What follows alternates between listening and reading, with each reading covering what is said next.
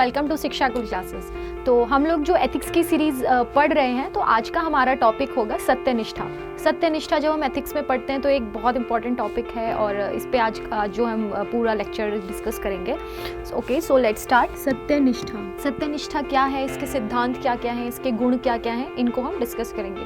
तो सत्यनिष्ठा की अगर हम एक प्रॉपर डेफिनेशन लें तो ये होता है कि नैतिक सिद्धांतों और नैतिकता की व्यापक समझ को हम सत्यनिष्ठा कह सकते हैं, या फिर ये कह सकते हैं कि सत्यनिष्ठा के गुण हैं। नैतिक सिद्धांत और नैतिकता की व्यापक जो समझ होती है उसको हम सत्यनिष्ठा कहते हैं। अच्छा, इसके गुण क्या क्या हैं, इसके गुण क्या क्या होते हैं? इसके 3 गुण होते हैं। इसके जो 3 गुण होते हैं वो पहला गुण है ईमानदारी। अगर आपके अंदर ईमानदारी है तो आप एक सत्यनिष्ठ कर्मचारी कहला सकते हैं। सेकंड होता है इसमें नैतिकता। आपके अंदर नैतिकता का होना बहुत ज़्यादा ज़रूरी है। और इसमें लास्ट पॉइंट है अखंडता। अखंडता आपके अंदर होनी चाहिए तो आप एक सत्यनिष्ठ कर्मचारी कहला सकते हैं। सो एथिक्स जब हम पढ़ते हैं तो कई बार ऐसे स्टूडेंट्स को लगता है कि सभी क्वेश्चंस के आंसर एक जैसे हैं। इसका एक रीज़न ये भी हो सकता है क्योंकि इसमें हम बहुत ज़्यादा मोरल्स की बात करते हैं, बहुत ज़्यादा हम एथिक्स की कोई लेके बात करते हैं, तो घूम फिर के काफ़ी सारे पॉइंट्स इसी पे कंक्लूड होते हैं कि आप ईमानदार होने चाहिए, आप बहुत अपने नौकरी को लेकर, आप अपने कर्मों को लेकर बहुत ज़्यादा आपको ईमानदार, आपको नैतिक होना चाहिए, आपको नैतिक मूल्यों को फॉलो करना चाहिए। तो कई बार ऐसा लगता है कि आप ये सारे क्वेश्चंस के आंसर का कंक्लूजन एक ही आ रहा है, बट ऐसा नहीं होता। इसलिए हम हर बार जो है नए नए एग्जाम्पल्स के साथ पढ़ते हैं। सो अगर हम इसका एक एग्जाम्पल लें कि सत्यनिष्ठा क्या है, तो एक बार एक अब्दुल कलाम जी का एग्जाम्पल है कि जब उनको एक इंस्टीट्यूट की तरफ से एक बार एक सेरेमनी में बुलाया गया और उनको एक मिक्सर जो है गिफ्ट के तौर पर दिया जा रहा था, तो उन्होंने लेने से मना कर दिया। लेकिन जब उनको बहुत ज़्यादा फोर्स किया गया या उनको बोला गया कि ये तो आप ले सकते हैं, ये कोई इसमें गैर ईमानदार आप नहीं हो जाएंगे, तो शायद उन्होंने उस वक्त तो ले लिया। लेकिन उन्होंने उसके बाद एक आदमी को भेजकर जब उसका मूल्यांकन किया कि कितने रुपए का है बाज़ार में, तो पता चला वो 4500 रुपये का जो मिक्सर था, और उस के बदले फिर उन्होंने उस इंस्टीट्यूट को 4500 रुपये का चेक जो था वहाँ पर भिजवाया। आज भी उस इंस्टीट्यूट में उस चेक को कॉन्फ्रेंस रूम में वहाँ पर रखा हुआ है, क्योंकि इससे पता चलता है कि अब्दुल कलाम जो थे वो अपने काम को लेकर कितने सत्यनिष्ठ थे। उन्हें कभी भी कोई भी चीज़ जो है ऐसा लगता था कि मैं मुफ्त में ना ले लूँ, या फिर मेरी जो सत्यनिष्ठता है वो ख़राब ना हो जाए। तो ये एक बहुत अच्छा एग्जाम्पल है अब्दुल कलाम जी का। इसमें जो है सत्यनिष्ठा को इंग्लिश में हम इंटीग्रिटी कहते हैं। इसके अगर हम देखें जो 3 पॉइंट्स इंपॉर्टेंट हैं वो ये है कि इंसान का कथन, सोच और क्रिया तीनों एक जैसी होनी चाहिए। कौन कौन से हैं? कथन यानी कि हम क्या कहते हैं, क्या हम सोचते हैं, और क्रिया यानी कि हम जो करते हैं।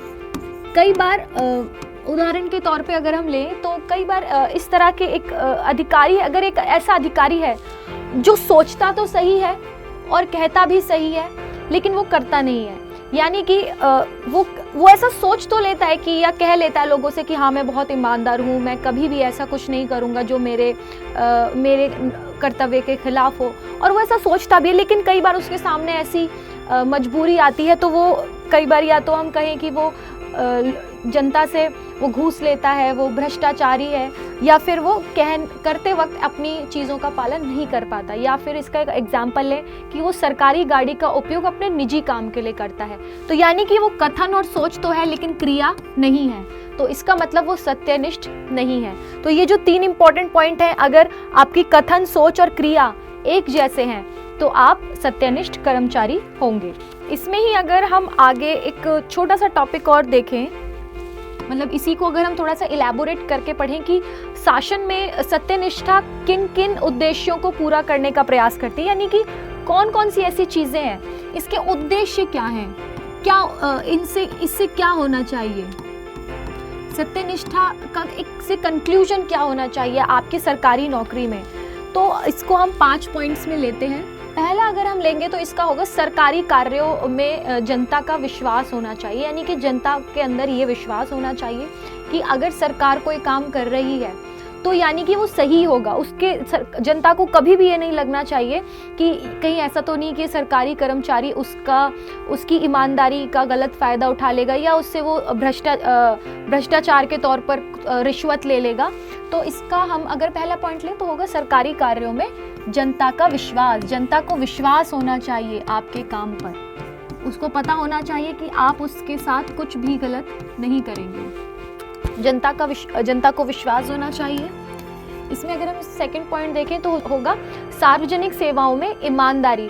आप कोई भी सोशल वर्क कर रहे हैं उसमें आपको ईमानदारी दिखानी है। ऐसा ना हो कि सरकार ने आपको पैसा दिया सोशल वर्क करने के लिए, लेकिन आपने उसने अपनी ईमानदारी खोकर उसको खुद के निजी काम के लिए यूज़ कर लिया। तो सार्वजनिक सेवाओं में ईमानदारी होनी चाहिए। आप जो किसी की भी सेवा करें, क्योंकि आप एक सरकारी कर्मचारी हैं, तो आप जब जनता की सेवा करते हैं तो उसमें ऐसा ना हो कि आप वो पैसा अपने लिए निजी काम के लिए यूज़ कर रहे हैं। तो इसका सेकंड पॉइंट होगा सार्वजनिक सेवा में ईमानदारी, ये होना बहुत ज़रूरी है। फिर अगर हम इसका थर्ड पॉइंट देखें, थर्ड पॉइंट होगा सरकार की जवाबदेही को प्रोत्साहन मिले।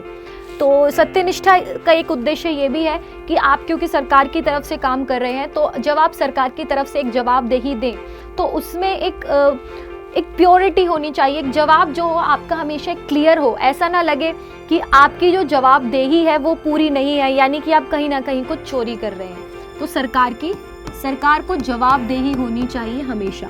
इसका चौथा पॉइंट है प्रोटोकॉल का पालन किया जाए। प्रोटोकॉल इन द सेंस कि जो भी आपके रूल्स एंड रेगुलेशंस हैं गवर्नमेंट के, वो हमेशा फॉलो हो। आप कोई भी रूल्स को तोड़े नहीं, तो प्रोटोकॉल्स को फॉलो किया जाए, प्रोटोकॉल्स को ज़रूर फॉलो किया जाए। इसमें पांचवा और लास्ट पॉइंट जो है वो है धोखाधड़ी और भ्रष्टाचार से बचने के लिए। भ्रष्टाचार और धोखाधड़ी से आपको, सत्यनिष्ठा का हमेशा एक प्रयास ये रहता है कि भ्रष्टाचार और धोखाधड़ी से आप बचे रहें, ताकि आप कोई भी इस तरह का कोई भी एक एक्टिविटी ना करें, अपने रूल्स एंड रेगुलेशंस में रहें कि आप भ्रष्टाचार या धोखाधड़ी की तरफ चले जाएं। सो इस क्लास को अगर मैं कंक्लूड करूं इस पूरे पॉइंट को, क्योंकि अब ये टॉपिक हमने ऑलमोस्ट कवर कर लिया है।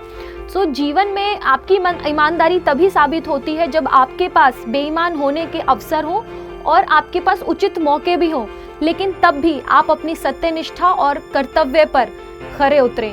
परम सत्ता अगर आपको चुनौती देती है कि आपके नैतिक मूल्यों से हट जाने की, लेकिन तब भी आप उनको पीछे छोड़कर आप अपने कर्तव्य और ईमानदारी पर खरे उतरते हैं, तो समय के शिलालेख पर आपका नाम भी स्वर्ण अक्षरों में राजा हरिश्चंद्र के समान ही लिखा जाता है।